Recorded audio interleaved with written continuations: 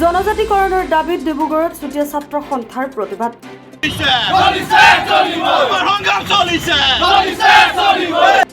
ডিব্ৰুগড় জিলা আয়ুক্ত কাৰ্যালয়ৰ চৌহদত জনজাতিকৰণকে ধৰি স্বায়ত্তশাসিত প্ৰদানৰ দাবীত উত্তাল প্ৰতিবাদ সাব্যস্ত কৰে।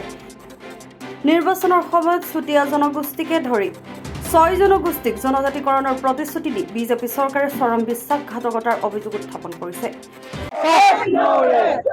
অসম চুতীয়া সন্থা আহ্বান মৰ্মে আমি ডিব্ৰুগড় জিলা ছাত্ৰ সন্থা আজি জনজাতি নামত আমি ধাৰাবাহিকভাৱে কাজিয়া উলিয়াই আছো আৰু মুখ্যমন্ত্ৰী এটা কথা আমি সকীয়াই দিছো, আমাক যদি অতি শীঘ্ৰে জনজাতিকে প্ৰদান নকৰে তেনেহ'লে আমি আৰু আমাৰ আগন্তুক হ'বলগীয়া কাৰ্যসূচী ডিব্ৰুগড় জিলা বন্ধ অৰ্থনৈতিক কাৰ্যসূচী হাতত ল'ম।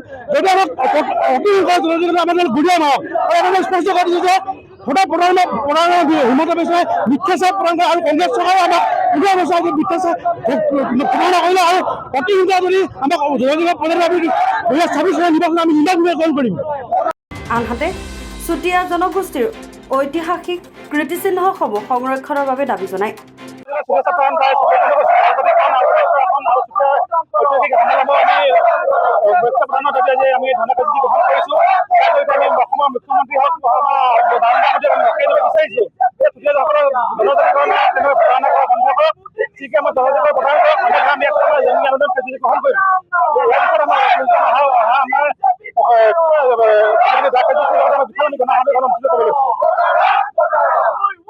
ইফালে প্ৰতিবাদী কাৰ্যসূচীৰ জৰিয়তে মুখ্যমন্ত্ৰীলৈ স্মাৰক পত্ৰ প্ৰদান কৰে।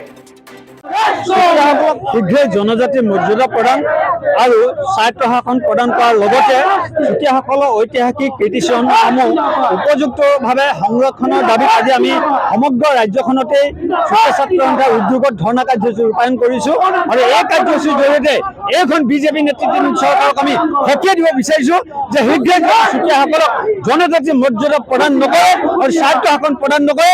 আগন্তুক 2026 চনৰ বিধানসভা নিৰ্বাচনৰ পূৰ্বে কিন্তু আমি অসমৰ পৰা বিজেপিক কিন্তু আমি পুনৰ কথাই উৎখাত কৰিবৰ কাৰণে আমি প্ৰতিশ্ৰুতিবদ্ধ। এটা কথা এই কাৰ্যসূচীৰ জৰিয়তে আমি সকীয়াই দিব বিচাৰিছোঁ যে প্ৰধানমন্ত্ৰী নৰেন্দ্ৰ মোদী ডাঙৰীয়া এগৰাকী মিছলীয়া, তেখেতে 2014 চনৰ লোকসভা নিৰ্বাচনৰ পূৰ্বে অসমলৈ আহি কেইবাখনো নিৰ্বাচনী সভাত প্ৰতিশ্ৰুতি প্ৰদান কৰিছিল যে 6 মাহৰ পিছতে তেখেতসকলে শাসনৰ বাগজৰী হাতত লোৱাৰ পিছত আমাৰ 6 জনগোষ্ঠীক জনজাতি মৰ্যাদা প্ৰদানৰ কাৰণে ব্যৱস্থা গ্ৰহণ কৰাৰ প্ৰতিশ্ৰুতি প্ৰদান কৰিছিল। কিন্তু আজি তেখেতে তিনিবাৰকৈ প্ৰধানমন্ত্ৰীৰ আসন অলংকৃত কৰিবলৈ সক্ষম হ'ল, তৎসত্ত্বেও কিন্তু আমাৰ চুতীয়াকে ধৰি অসমৰ 6 জনগোষ্ঠীক জনজাতি মৰ্যাদা প্ৰদানৰ ক্ষেত্ৰত কোনো ধৰণৰ কিন্তু গুৰুত্বপূৰ্ণ ভূমিকা গ্ৰহণ কৰা নাই। সেয়েহে আমি পুনৰ এই কাৰ্যসূচীৰ জৰিয়তে আমি নৰেন্দ্ৰ মোদী ডাঙৰীয়া আৰু অসমৰ মুখ্যমন্ত্ৰী ডক্টৰ হিমন্ত বিশ্ব শৰ্মা ডাঙৰীয়াক আমি সজ্ঞানী প্ৰদান কৰিছোঁ।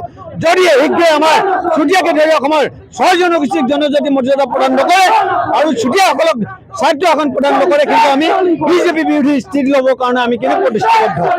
ডিব্ৰুগড়ৰ পৰা দীপিকা বৰুৱাৰ ৰিপৰ্ট, ৰিপাব্লিক এনি।